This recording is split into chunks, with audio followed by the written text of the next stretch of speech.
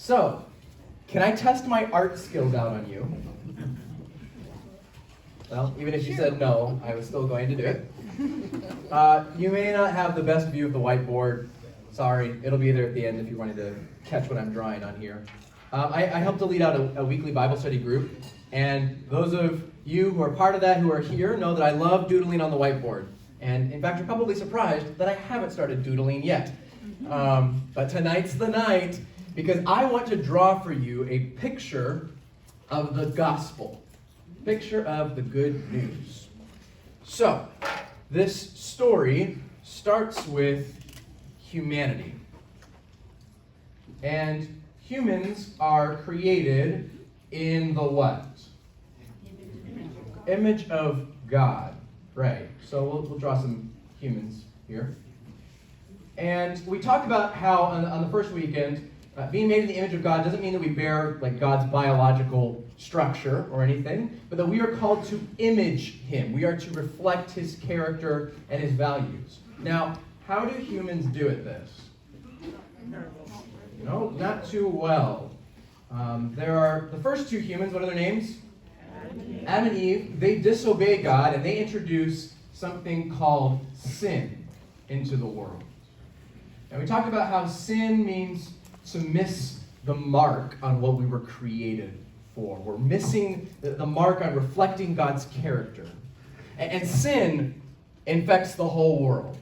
I mean, it is not long before all of humanity is a mess of violence and greed and lust. And so God goes on a rescue mission. And the first step of His plan is to call one man.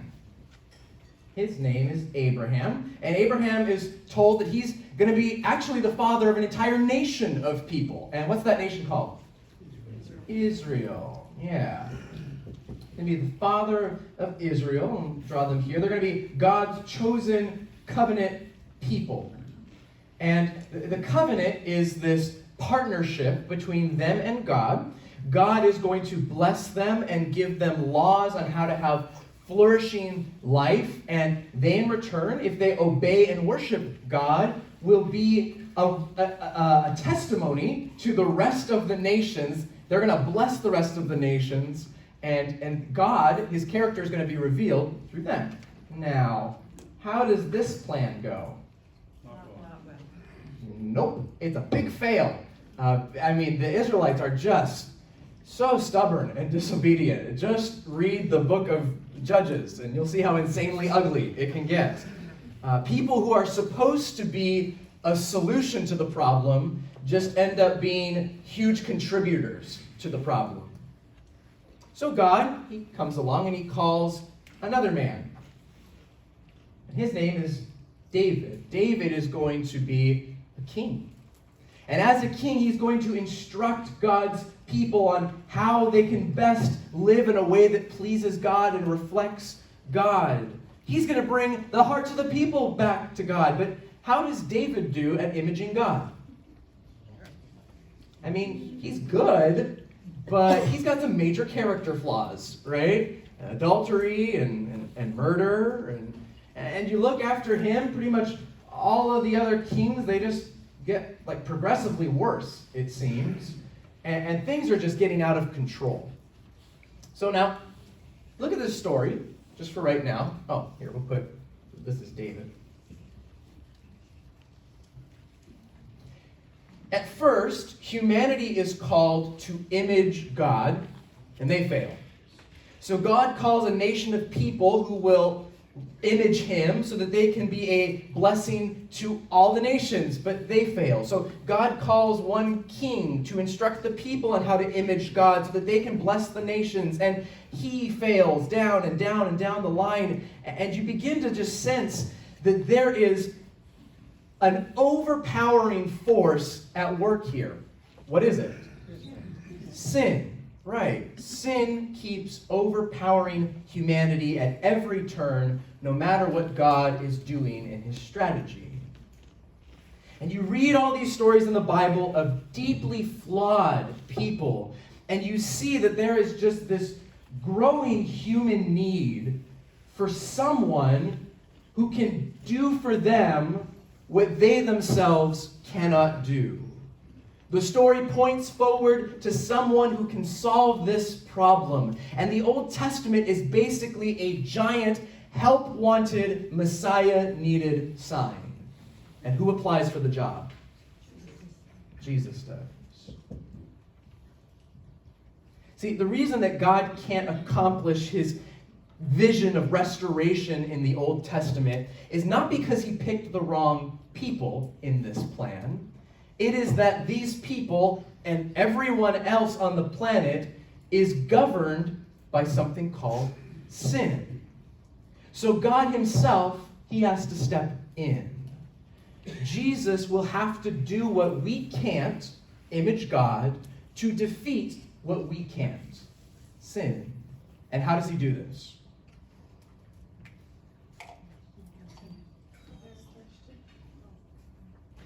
By dying, right? It's this beautiful reversal. This sacrifice, as we talked about, covers the cost of our sin.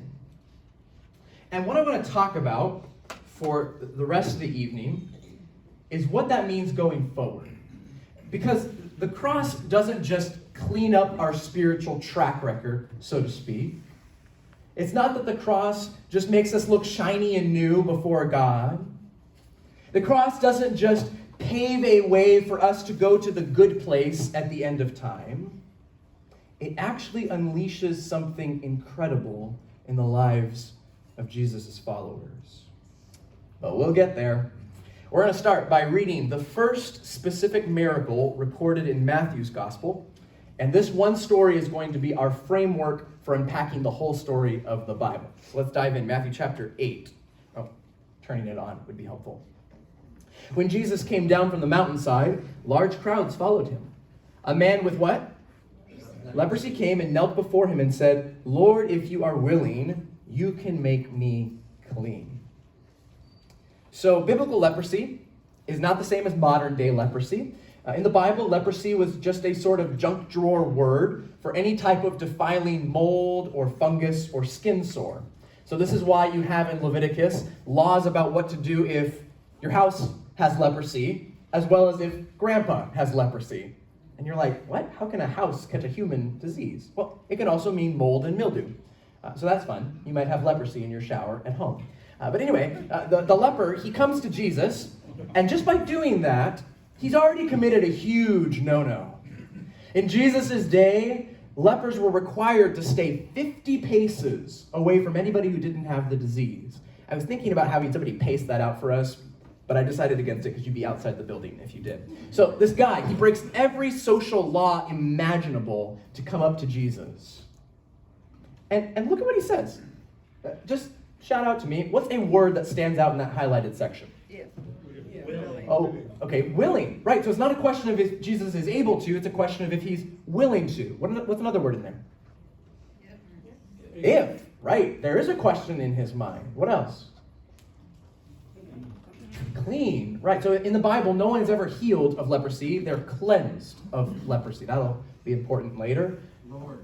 Lord. Yeah, so there's a sign of honor there in what he's communicating. Okay, there's not any words left. Let's keep reading. Jesus reached out his hand and touched the man. "I am willing," he said, "be clean." And immediately he was cleansed of his leprosy. Wow. So first of all, I love Jesus' first words. I am what? Willing. Lord, if you are willing, I am willing. Don't worry. And the guy's immediately cleansed. That's amazing. But what's the most shocking thing that happens in this verse? Jesus touched the guy. Leprosy was highly contagious, hence the 50 paces rule. Jesus is placing himself at risk here. And I mean, did Jesus have to touch the guy? No, I mean, we read lots of stories where Jesus just says a word and someone is healed. Sometimes he says a word and someone in another town is healed, right? So Jesus doesn't have to touch him. Why does he do that? Well, I think a large part of it is mental and emotional and relational healing for this man. right? He hasn't been accepted or touched by anyone in society for years, imaginably. But more than that, Jesus is modeling something here that the whole biblical story points to. So buckle your seatbelts. We're going to cover a lot of ground. Bible study turns me into such a dork. As we cover this, you're going to be thinking to yourself, what does this have to do with the guy who had leprosy? Just stay with me. So some of you have heard me say this before. The Bible is a story of overlap. And I want to explain this again because this really shapes our view of what this story is all about. In the Bible, the overarching story is all about heaven and earth. There's God's space and there's our space. And at the start, the two are completely overlapped. So like in Genesis, when creation is finished, does God tell Adam and Eve, see ya, and fly off back to heaven? No, where's God? He's with his creation. He's dwelling with them. His presence is with them. There is a harmony between heaven and earth, a complete overlap. But then what happens? Oh, the fall brings sin, and there's this sort of rupture that happens where the two worlds are now ripped apart and separate. This vision of overlap between heaven and earth, it's ruined. So God's ultimate goal is to get back to how it was at the beginning. He wants to reconcile heaven and earth. How's he going to make this happen?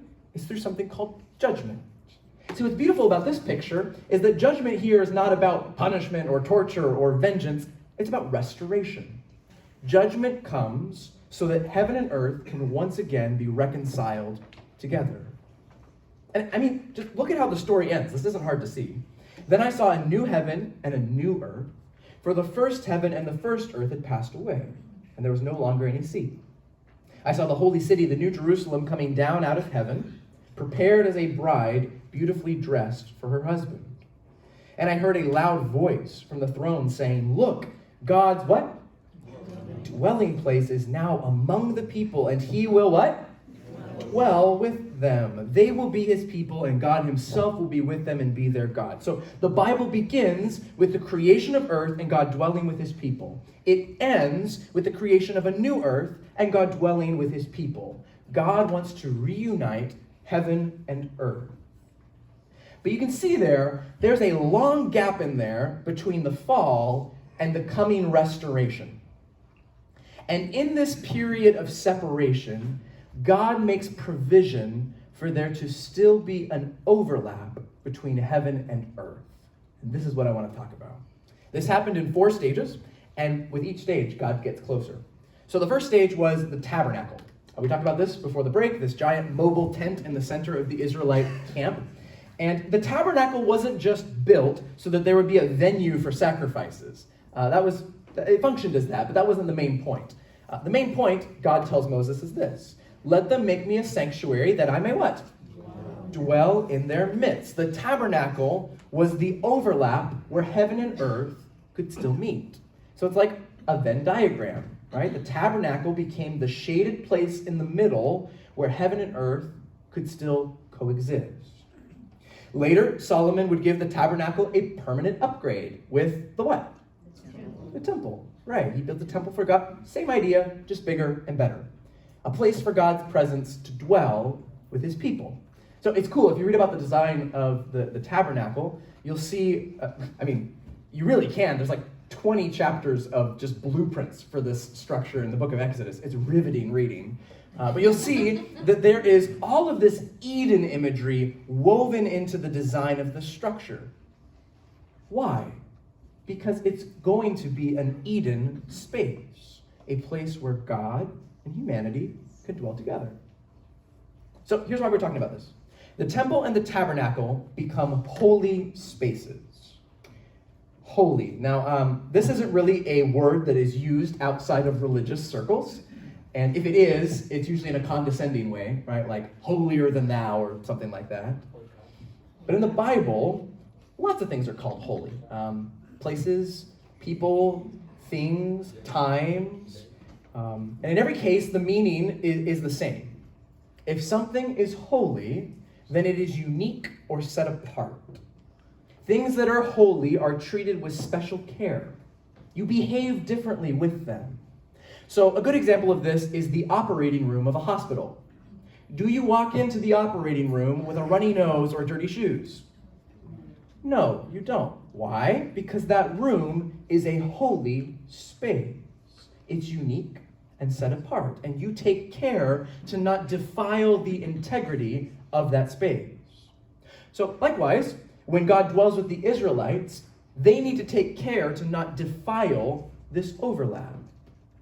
So you read through the book of Leviticus, or likely you don't. And I totally get it, because it seems like it's just a bunch of laws that don't apply to us anymore. There's all these things about purity, right? What makes something clean or unclean, and all of these specific sacrifice and offering rituals, and there's all these job requirements for priests and rituals that they have to perform, and that might all sound really boring, and it is if you miss what's happening.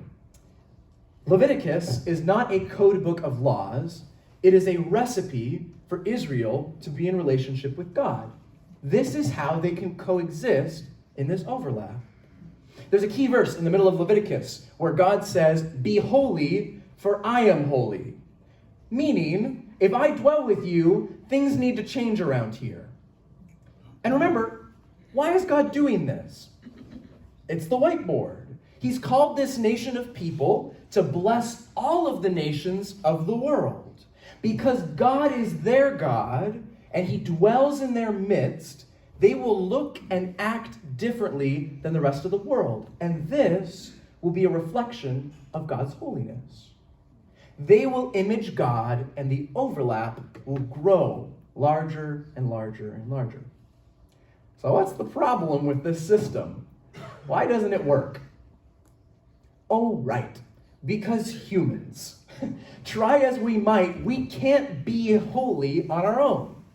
And God doesn't want to just live in a tent next to humanity for the rest of eternity. He wants the full overlap of heaven and earth, just like in the beginning. But this strategy, it's not working. God's people keep messing this up. They keep defiling this overlap. Human willpower isn't enough because the enemy has a stronghold in our hearts. But something new is on the horizon.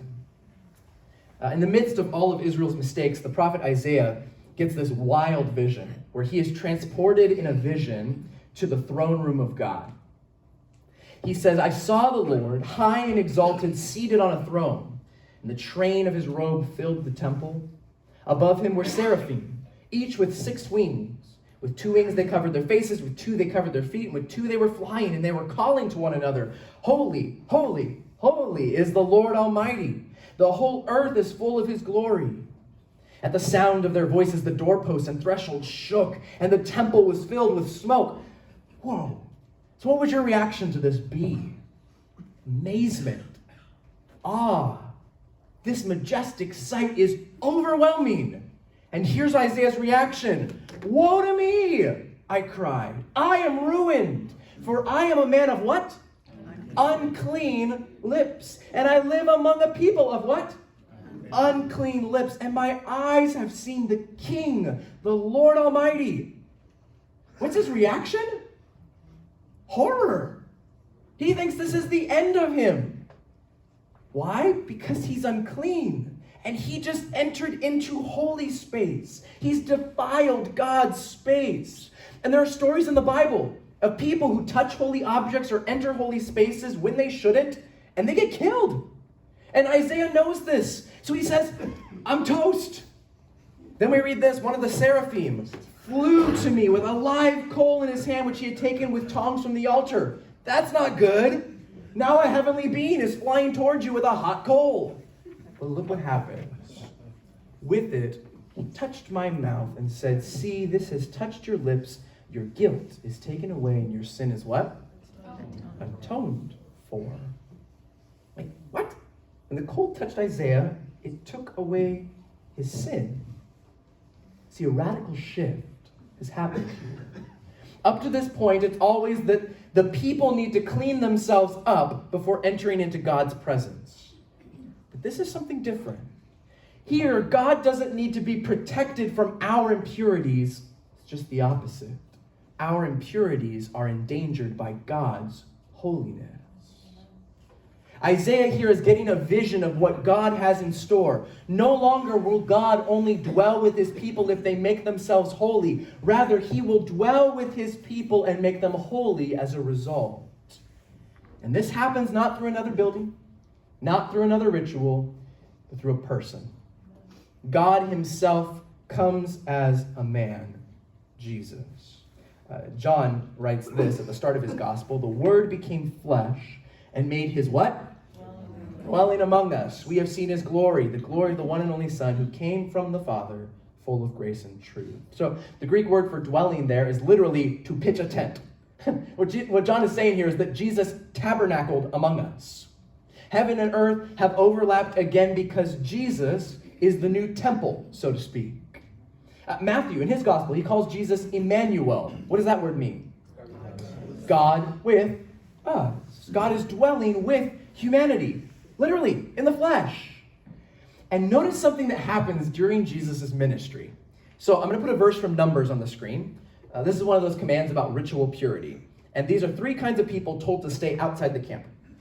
The Lord said to Moses, command the Israelites to send away from the camp anyone who has a defiling skin disease, or a discharge of any kind, or who is ceremonially unclean because of a dead body. Send away male and female alike, send them outside the camp, so they will not defile their camp, where I dwell among them. So these things weren't sinful, they were just ritually unclean. You would wait for the condition to go away, you'd do a special washing maybe, and then you're back into the camp. And the reason for this is overlap. If God was going to exist in their midst, this was now a holy space. And there were just some things that stayed outside the operating room, so to speak. Now, these rules might sound strange and prehistoric to you, and that's because they aren't your culture. There are actually really thoughtful reasons why these conditions are considered unclean that we don't have time for, but ask me later. Anyways, these 3 conditions put you outside of God's space. 3 things that make you ritually impure. Now, let's think about these for a moment. Defiling skin disease. Did Jesus ever encounter this?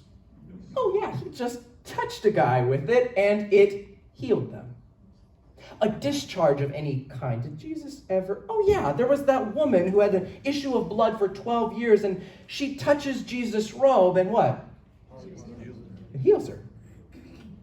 What about someone who touched a dead body? Did Jesus ever? Oh yeah, he touched a dead girl himself and she what? She came back to life. Jesus is introducing what Isaiah had seen. God isn't threatened by our uncleanness is threatened by him. The author of Hebrews writes this: we have been made what? Holy through the what? Sacrifice of the body of Jesus Christ once for all. There's this idea that God can't stand the presence of sin that I've heard before. Have you heard this before? Something like that? And I imagine that there's something like kids who have been playing out in the mud all day, and they come back home and the mom yells, "You're a mess, stay out, I don't want that filth in my house." And the underlying implication is that you better stay away from sin or God's going to stay away from you. But the gospel proclaims that our core problem is not that God can't stand the presence of sin. It's the opposite. It's that sin can't stand the presence of God. Amen. And Jesus is who changes the narrative. Because of his sacrifice, sin doesn't have the final authority over you. As a popular worship song lyric goes, sin's curse has lost its grip on me. Because of Jesus, you don't have to be holy to come to God. Like Isaiah's vision, he comes to you and makes you holy from the inside out. Man, I just got to pause here and put 3 exclamation points on what we just said. You can't make Jesus dirty. He can only make you clean. That means that there is no person too sinful, no story too broken, no life too messy where Jesus is keeping his distance from you. John writes this: God did not send his Son into the world to condemn the world, but to save the world through him. God's mission is not to tell us how dirty we are, it's to wash us clean. And the story of the leper is the perfect first miracle because it encapsulates exactly what Jesus was preaching about. You can't make yourself clean. Jesus alone has the power to do it. Amen. And the question is not whether or not Jesus is able to cleanse you. It's whether or not he's willing to do it. And he 100% is. We were talking about, before break, how the sacrifice of Jesus purifies us. But this isn't just a story about God cleaning up your heavenly behavior record, right? Like moving you from the naughty list onto the nice list. No, there is something much better that happens. So if you look at our 3 stages of the overlap so far, tabernacle, the temple, and Jesus, you can see that sacrifice is front and center in each of these, right? This atonement is what allows this overlap space to be able to exist. Innocent animals are a short-term solution in the first 2, but then Jesus' sacrifice is so perfect that it not only covers all people, it introduces a 4th stage of the overlap. Jesus says this as he's ascending to heaven. He's talking to his disciples. Surely I am with you always to the very end of the age. Huh? How can he be with them? He's literally flying away as he speaks. I mean, are they supposed to go back to the temple right now? No, says Paul. Don't you know that you yourselves are God's temple and that God's Spirit, what? Dwells in your midst. If anyone destroys God's temple, God will destroy that person. For God's temple is sacred, and you together are that what? Temple. Why doesn't God have a temple today? Oh, he does. It's you. Where is the overlap between heaven and earth today? It's in the community of people who follow Jesus. Through the gift of the Holy Spirit, God wants to dwell in you. Wow. Let that sink in for a moment. You and I are invited to be the overlap between heaven and earth today. We get to be a foretaste of new creation right in the midst of a broken world. As I like to phrase it, we get to be a glimpse of tomorrow today. See, Jesus didn't just accomplish the old storyline. He actually launched a new one. One where followers of Jesus are not governed by sin, but have entered into something called new life. Now, how does this happen? Forgot my clicker. Paul writes this in Galatians 2, verse 20. I have been crucified with Christ. It is no longer I who live, but Christ who lives in me. And the life I now live in the flesh, I live by faith in the Son of God, who loved me and gave himself for me. Here's another verse from Paul. I'm going to keep drawing something on the whiteboard. Can you all read this together? We were Buried therefore with him by baptism into death, in order that just as Christ was raised from the dead by the glory of the Father, we too might walk in newness of life. So, dying brings life. Huh? That makes no sense. Let me give you an illustration that might help. I don't know how many of you know about any history of Mozambique. I didn't until I looked into this. In the late 70s, the country entered into a civil war that lasted for like 15 years. And the damage was catastrophic. Over 1 million people died, half of whom were children. It's ghastly.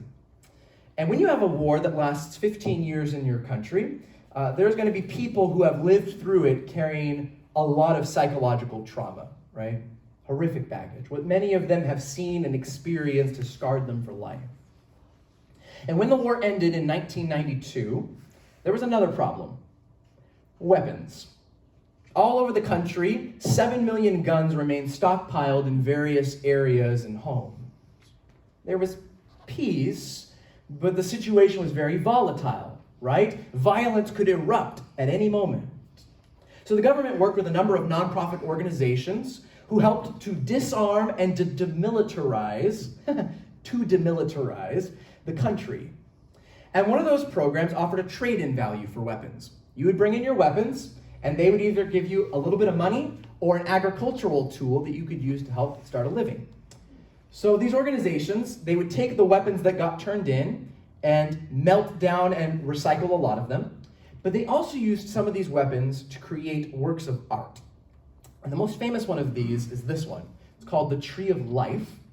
And you can see there that the trunk of the tree is in close-up. Bullets, handguns, AK-47s, they make up this tree, this symbol of life and growth. And I don't know that there is a more perfect, profound image of everything that we've been talking about. These guns have killed people. They are symbols of pain and loss. But they have been repurposed as a symbol of life and hope. The cross is a tool for execution, a symbol of tyranny and oppression. But God has repurposed it as a symbol of life and hope. Somehow, in the beautiful reversal of the gospel, an instrument of pain and death has become the raw material through which new life is born. Because Jesus died and rose again, this world of tragedy and failure and violence and death doesn't get the last word. We can walk in new life. I would put Galatians 2:20 again on the screen. I have been crucified with Christ. It's no longer I who live, but Christ who lives in me. And the life I now live in the flesh, I live by faith in the Son of God, who loved me and gave himself for me. So I've done my best to kind of doodle out this idea for you, because as I see it, this, friends, is the gospel. This is the good news. There was an old story, one where humanity tries to measure up and fail constantly. And the reason they can't escape this is because sin has a hold on this story.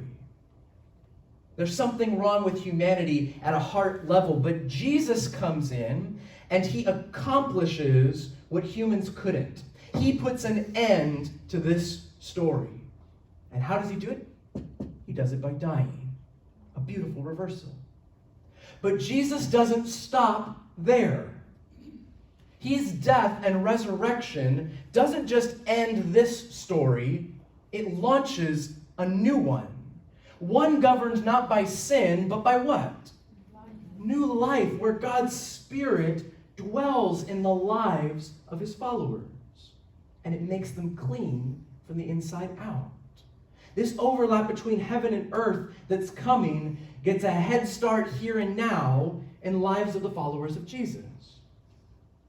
And here's what's cool. Maybe you noticed this already. This isn't just a picture of the story of the Bible. This is also a picture of your story and mine. I don't know where you fall on here. Maybe you're somewhere over here. And maybe there are bad choices that you've made or bad things that have been done to you, and those things are governing your story. And it weighs on you. What would it be like if that wasn't the case? What would it be like if sin didn't have control? The good news of the gospel is that this doesn't have to be your story. Jesus can put an end to this story and write a new one in your life where he is in control. You can abandon this way of living, which according to the Bible isn't really living anyways, and you can now enter into new life, something not governed by sin. And how do you do this? Well, I drew crosses here for a reason. Because entering into new life requires something first. Death. Paul says that he is crucified with Christ. What does that mean? It means that there is an old way of doing things that needs to die. Old habits that need to be squashed. Old dreams that need to be surrendered. Old baggage that needs to be thrown out. And maybe you know from experience, you can't do this on your own. You can't clean up your act. Only Jesus can. Lord, if you are willing, you can make me clean. Jesus is 100% able, and he is 100% willing. All you got to do is ask. Maybe every day even you need to ask. God, there are things in my life that I don't want to have control over me anymore. Come into my life and make me new. The invitation is to die.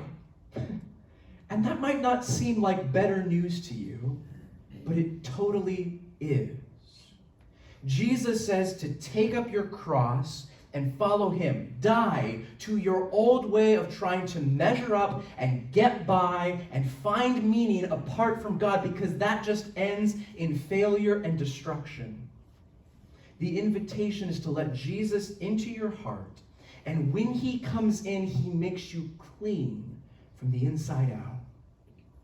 It's a death that brings new life. And this is better news than anything else. So as we close, what I want to do is pray. And I want to invite you to just repeat my prayer in your head. Maybe this is the first time you've prayed this prayer. Maybe it's the 100th time you've prayed this prayer. It is significant either way. My prayer is that the story of your life enters into new life. Bow your heads with me.